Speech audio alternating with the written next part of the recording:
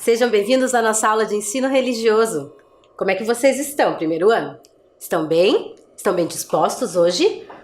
Porque hoje a nossa aula vai ter exercício. Exercício? É aula de ensino religioso ou de educação física? É aula de ensino religioso. Vamos separar o nosso material? Vamos lá? Hoje é só o caderno, o lápis de cor, o lápis de escrever e a borracha. Vou dar um tempinho para vocês e já volto.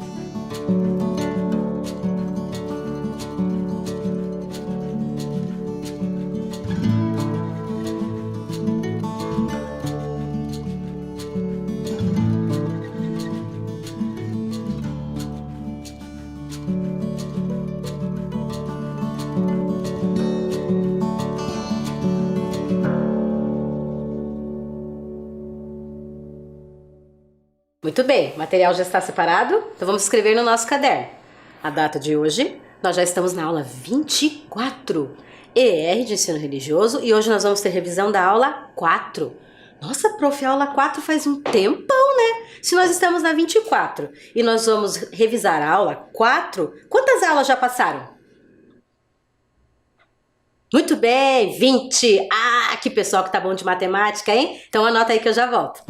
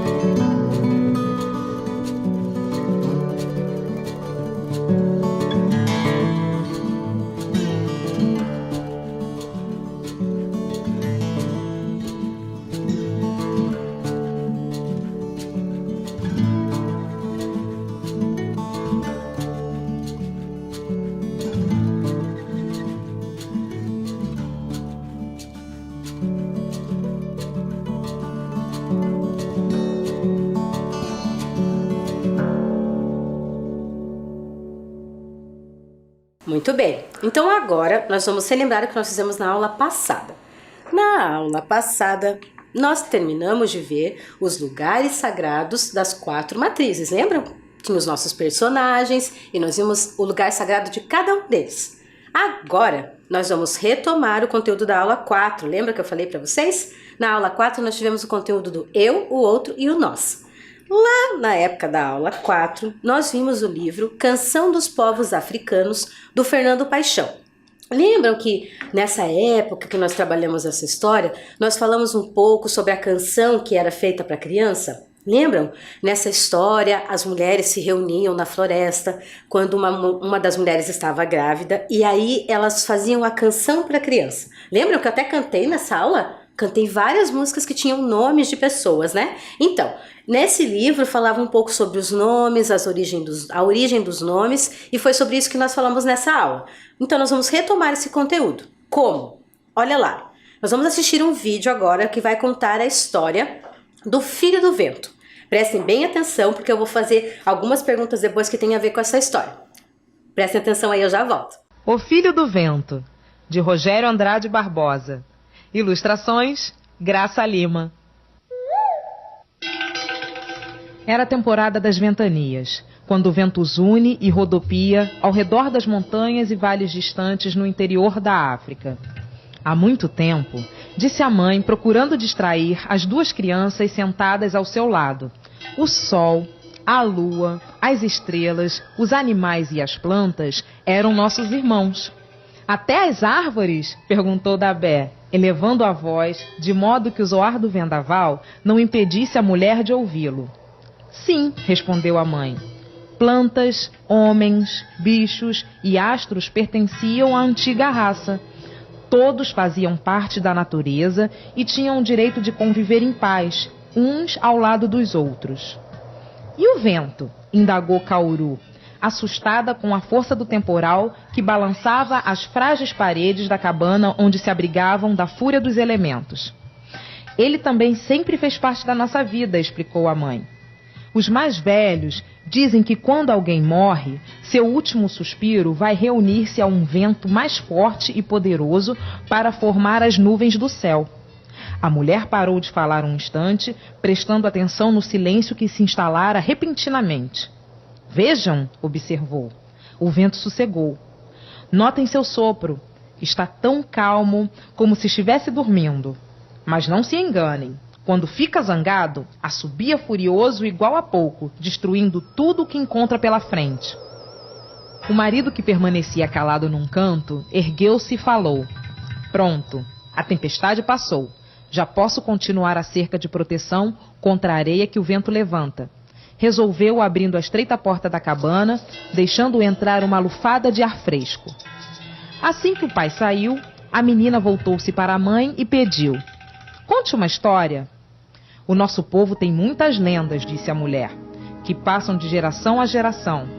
A que vão escutar, eu a ouvi quando era pequenina, como vocês, num dia semelhante ao de hoje. Guardem bem esta história, que é sobre o Filho do Vento. Assim, quando vocês crescerem, poderão contá-la a seus filhos e netos. Mãe Vento e seu filho moravam numa cabana isolada, no alto de uma grande montanha. O menino não tinha nenhum amigo para brincar, por isso passava os dias tristonho e solitário. Quando o vento soprava devagar, a única distração do garoto era observar os antílopes que vinham pastar nas encostas em torno da casa. Então, o Filho do Vento ficava bem quieto e assobiava baixinho para não espantar os animais. Porém, quando o vento rugia forte, os bichinhos fugiam aos saltos, procurando abrigo entre os rochedos mais distantes, deixando-o novamente sozinho, sem ter com quem brincar. Um dia, o Filho do Vento avistou um menino da sua idade, subindo a montanha em busca de ovos de avestruz. Assobiou cheio de alegria, tentando chamar a atenção do rapazinho. Em seguida, o Filho do Vento pegou sua bola e saiu correndo. Vupt! Para jogar com alguém do seu tamanho, como sempre desejara fazer. Rei Nakate! Gritou. Segure! avisou rolando a bola em direção ao surpreso menino. Nakate assustou-se ao ver o estranho garoto de cabelos eriçados como a crista de um galo, chamando-o pelo nome. Não sabia que o desconhecido era o filho do vento, aquele que sopra em todas as regiões, rodopiando por paredões e cavernas repletas de pinturas milenares, que se enfia pelas frestas das portas e sibila pelos montes e campinas, insinuando-se por todos os lugares em que passa. E onde ele entra, escuta tudo atentamente, jamais se esquecendo do que ouviu. O vento leva nossos segredos, sabe tudo e conhece todas as pessoas. Quem é você? Perguntou Nakate, assim que segurou a bola. Como é que adivinhou o meu nome?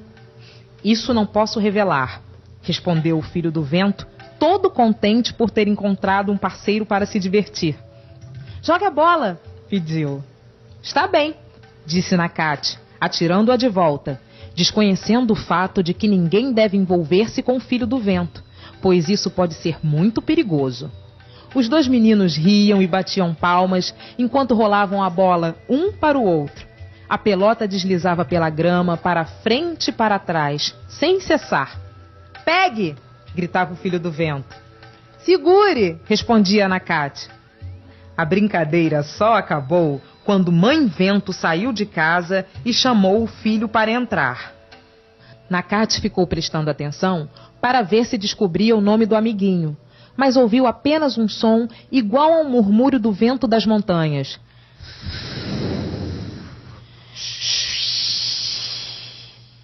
Minha mãe está me chamando, disse o garoto de cabelos ouriçados, interrompendo o jogo.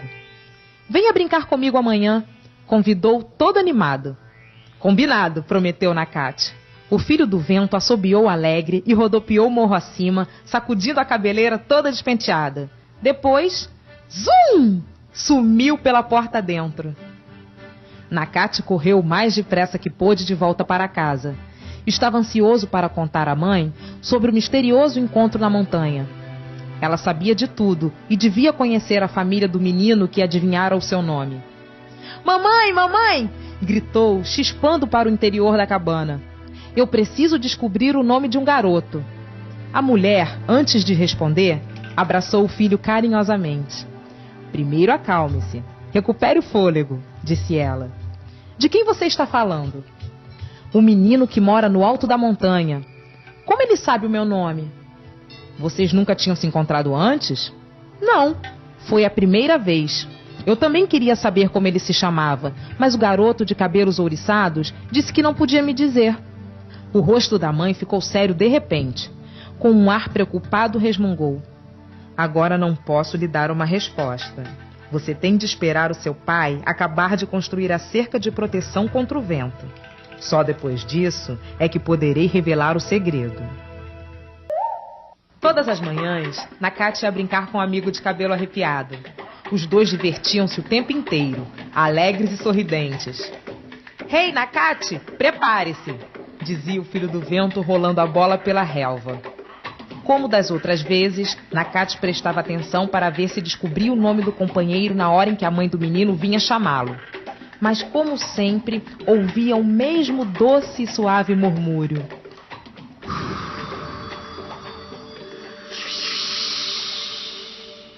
Por que só consigo escutar o barulho do vento? Perguntava a si mesmo o decepcionado Nakate. Por mais atento que ficasse, escutava apenas um som parecido com o do vento.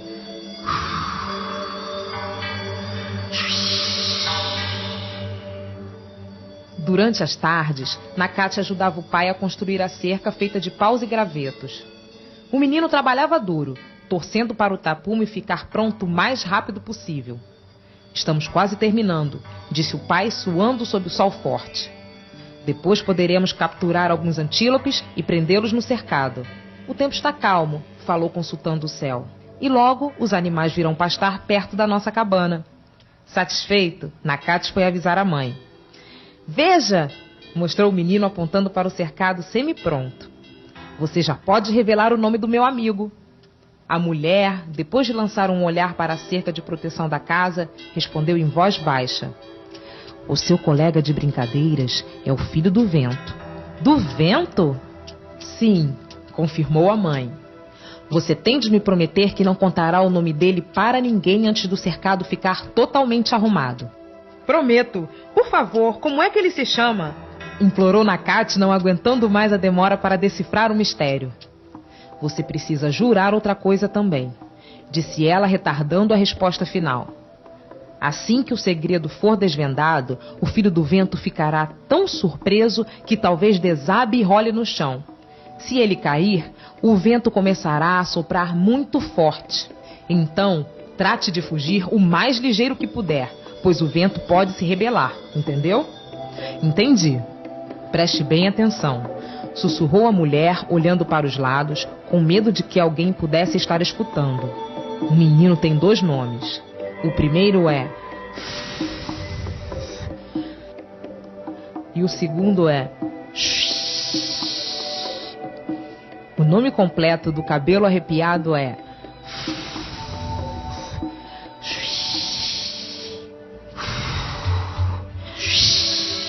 Exclamou Nakate. Era o som que eu escutava todas as vezes em que a mãe do meu amigo vinha chamá-lo. Eu pensava que era só um barulho do vento. Agora eu entendo porque os 2 sempre saíam rodopiando em meio a um redemoinho de poeira. E foi assim que Nakate ficou sabendo que o estranho menino de cabelos espetados igual a um porco-espinho se chamava... Filho do poderoso vento, senhor do ar e das tempestades. No outro dia, Nakate foi correndo brincar com um amigo, mal esperando a hora de revelar o segredo. O filho do vento, tão logo avistou o garotinho se aproximando, zuniu para fora da cabana com um inseparável brinquedo nas mãos. Hey, Nakate! Pegue! Avisou alegre como sempre. Nakate segurou a bola e, antes de devolvê-la, pensou na promessa que havia feito à mãe. Ali do alto dava para ver a sua cabana, bem ao pé da montanha. O pai cuidadoso caprichava nos últimos retoques da cerca. Por isso ele tinha que aguardar mais um pouco. Ei, amigo! Aí vai a bola de novo! Gritou, rolando-a de volta. A bola girava para cima e para baixo sem parar.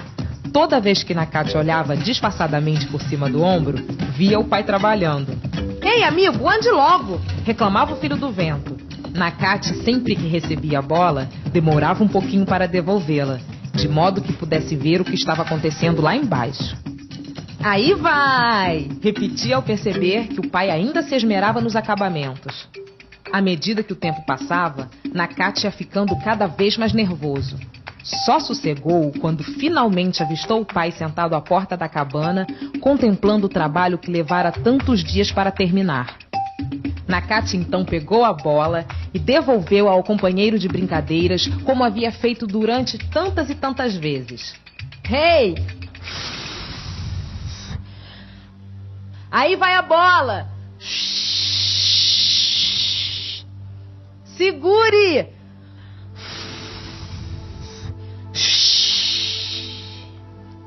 Berrou Nakate com toda a força de seus pulmões. O filho do vento levou um susto enorme quando ouviu Nakate pronunciar o seu nome. No mesmo instante, começou a balançar para frente e para trás, como uma árvore açoitada por uma tempestade. Nakate nem esperou para ver o que ia acontecer. Não tinha se esquecido dos conselhos da mãe, por isso tratou de fugir dali. A bola bateu no joelho do trêmulo filho do vento, desequilibrando-o, e ele desabou no chão fazendo um barulho apavorante. Parecia que estava brincando de plantar bananeira com a cara enfiada na poeira, ao mesmo tempo em que agitava as pernas freneticamente. Nakate só parou de correr na hora em que ouviu o estrondo. Olhando para trás, percebeu o filho do vento debatendo-se desesperadamente de cabeça para baixo. Quanto mais ele esperneava, mais as forças da natureza se rebelavam. Ventos, ventanias e vendavais acorriam ao seu chamado, numa zoeira infernal.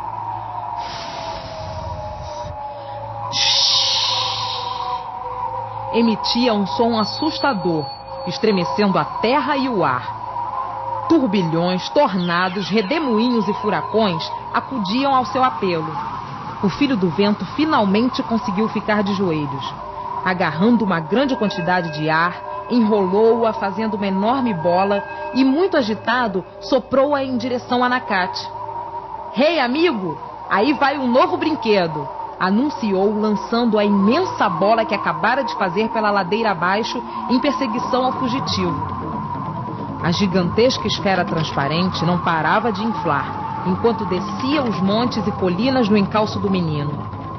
Nakate sabia que não podia deixar a bola alcançá-lo, pois não teria força para rebatê-la. Horrorizado, sentia o balão se aproximando cada vez mais, como se fosse um bafo quente de um animal selvagem. Então, ele correu de verdade como nunca tinha corrido antes em sua vida. Correu mais rápido que o vento até atingir a cabana dos pais. Esbaforido, ainda teve o cuidado de fechar a portinhola do cercado antes de refugiar-se no interior da morada. Logo depois, a bola de vento jogou-se contra a cerca, rodopiando furiosamente em volta dela em busca de uma brecha. Enquanto isso, longe dali, continuava a rolar pelo chão, agitando-se e gritando sem parar. Sentia um prazer enorme ao ver o vendaval que tinha conseguido desencadear. Contente, prosseguiu rolando, esperneando, chutando o ar escuro, divertindo-se com a violência dos tornados. Os ventos varriam a montanha impiedosamente. Redemoinhavam e avançavam pelo mato e pelas árvores, sacudindo as cabanas e afugentando os animais. Tentou se levantar, mas levou outra queda, estremecendo o ar impregnado de poeira. Mãe Vento, alertada pela barulheira, percebeu que o filho tinha caído. Desesperada, saiu pela porta fora gritando: "Levante-se! Levante-se!" O filho do vento remexia-se no solo, uivando de alegria. A confusão era tanta que não conseguia escutar nada. A mãe aproximou-se do filho, agarrou-o e levantou-o com força. Na mesma hora, a fúria do vento cessou e, aos poucos, o céu foi ficando limpo novamente.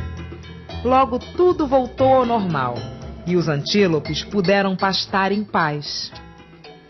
"Agora já sabem", disse a mulher para as crianças assim que acabou de contar a história. "Vocês podem correr e brincar com o vento, mas nunca pronunciem o nome dele. Isso deve ser guardado como um segredo", advertiu enquanto uma brisa murmurava ao redor da cabana.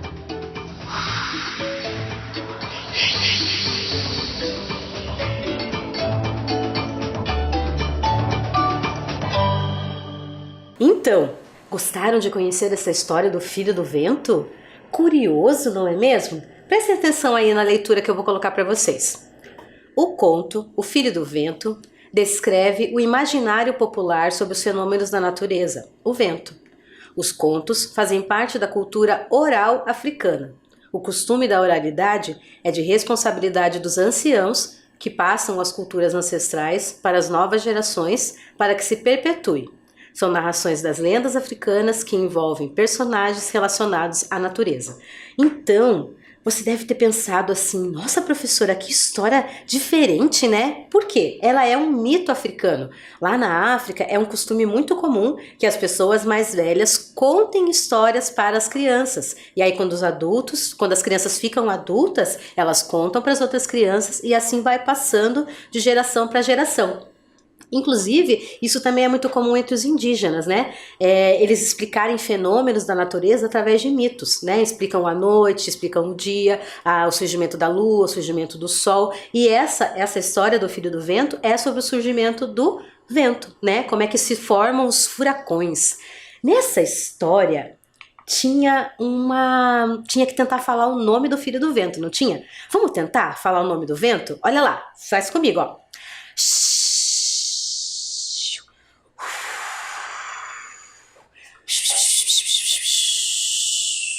Conseguiram? Vamos tentar de novo? Vamos lá.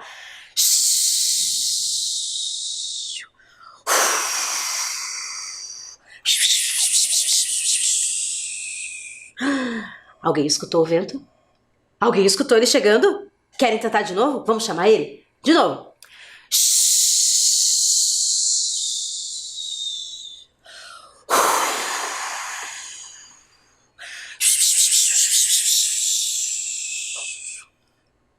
Eu escutei. Você escutou? Conseguimos chamar o filho do vento, será? Esse então era o nome do filho do vento. Para chamá-lo, tinha que fazer todos esses sons. E você? Como é que a gente faz para chamar você? Como que a gente chama você? Pelo nome, não é mesmo? Então, vocês sabiam que os nomes podem ter origem étnica, cultural e religiosa? Sim, olhem lá. Esse nome, Hakian, significa morcego. Eu coloquei ele como uma origem étnica. Por quê? Lembra que na aula 4 nós até escutamos a história desse menino, que ele tinha porque ele tinha nascido à noite, e aí por conta das lendas indígenas, dos mitos indígenas, ele tinha esse nome que significava morcego, porque ele tinha nascido à noite. Lembra que nós escutamos essa história? Então eu coloquei esse nome do Hakian como origem étnica, porque é a origem daquele lugar, daquele povo, né? Então, naquele povo tem esse significado, esse nome. Então, a origem étnica. Tem outro tipo de origem também, que é a origem cultural. Lembra que na aula 4, eu inclusive contei, eu não, né? A professora Brígida gravou para nós a história do Krishna, né? Como é que ele nasceu, tudo mais.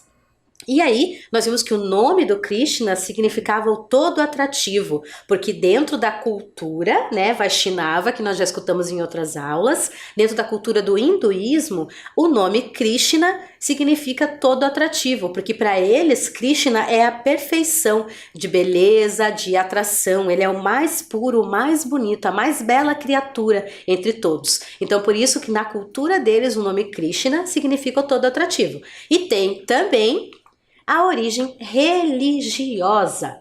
Então, eu coloquei na aula 4 e estou mostrando para vocês agora de novo esse nome que é Isaac. Lembra que eu até contei essa história de Isaac, que significa riso? Por quê? Dentro da história cristã, quando a mãe de Isaac soube que ficaria grávida dele, porque lembra que eu contei que a mãe de Isaac já tinha mais de 100 anos? Não é muito comum nós vermos pessoas de mais de 100 anos tendo filhos, não é mesmo? Mas na história da Bíblia, na história cristã, a mãe de Isaac ficou grávida quando estava com mais de 100 anos. E aí ela sorriu quando ela soube que ficaria grávida, porque Deus disse para ela que ela teria um bebê. E aí ela sorriu e então ela deu esse nome de Isaac, porque significava riso, porque ela ficou feliz. Legal, né? Então nós vimos nessa aula de hoje que o nome das pessoas é muito importante, não é mesmo? O seu nome é muito importante. Por quê? Porque ele é só seu, não é mesmo? Mesmo que tenham outras pessoas com um nome igual ao seu, tem alguma coisa que diferencia, não tem? Vamos ver então? Olha lá. Vamos lá para a nossa primeira atividade que a gente já vai pensar nisso. Escreva o seu nome e depois desenhe o significado dele. Caso você não saiba a origem ou o significado, pergunte aos adultos que vivem com você ou crie um novo significado. Por que eu coloquei isso? Olhem lá, se eu fosse fazer a minha atividade. Qual é meu nome? Macleise, não é mesmo? Nessa aula 4 eu até contei para vocês e vou contar de novo a história do meu nome.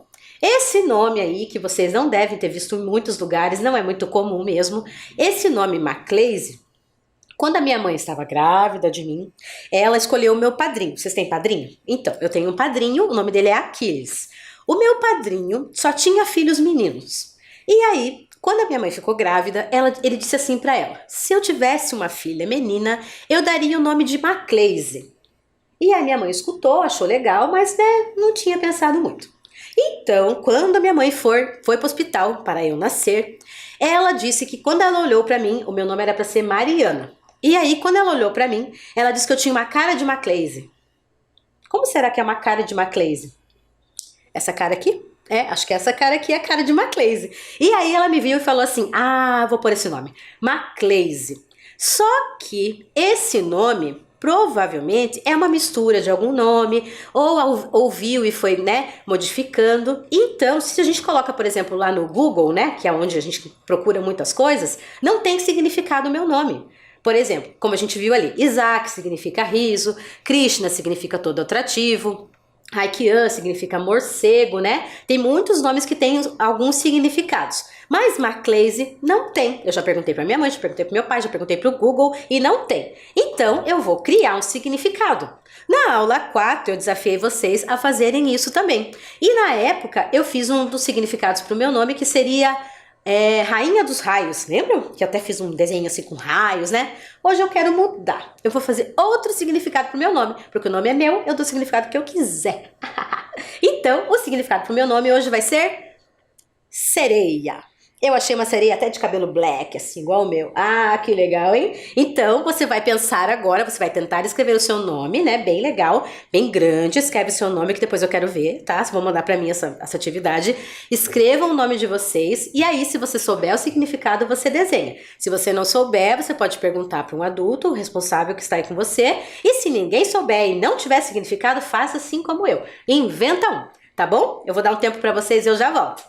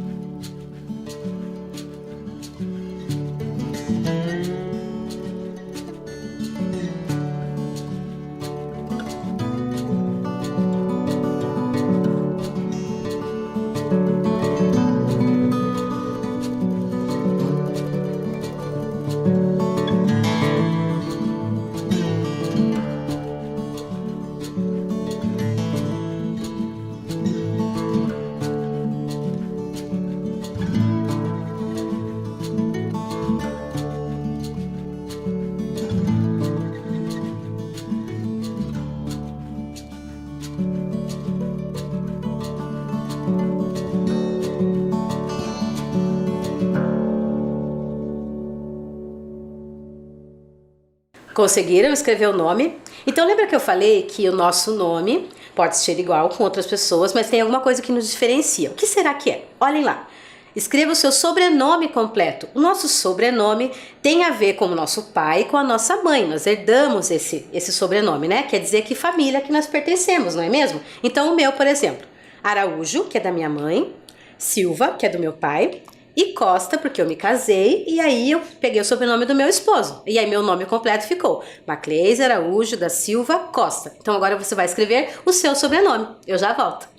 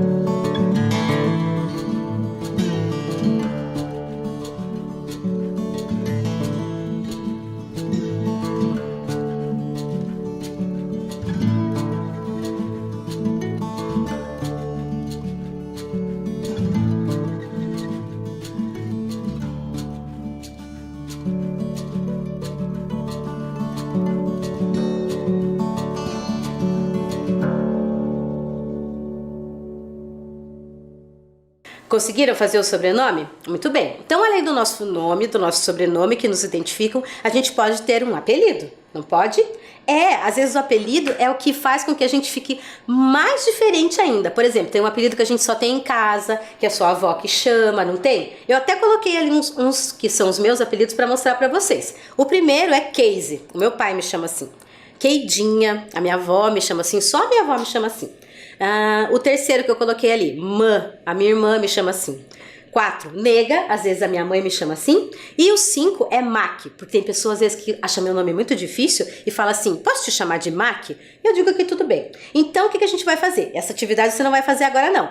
Depois que terminar a aula, você vai pensar em algum apelido. Pode ser 5, como eu coloquei, ou pode ser menos. Você vai pensar em quantos apelidos você tem. E aí você vai escrever uma lista dos seus apelidos e vai mandar pra mim depois pra eu saber como que eu posso te chamar quando eu te conhecer. O que você acha? Apelido, não esqueçam, é uma coisa que a gente gosta, né? Quando é um apelido pra gente ficar triste, daí não é legal, né? A gente não pode dar apelido pras pessoas pra ser triste, não é mesmo? Então, a nossa aula de hoje fica aqui. A nossa revisão da aula 4, que nós falamos sobre a origem dos nomes, tá? Não esqueçam, a mãozinha sempre lavada bem direitinho, tá, pessoal? Põe a máscara e se puder, fica em casa, tá bom? A gente se vê na semana que vem. Um beijão, ó, enorme e até semana que vem. Tchau, tchau.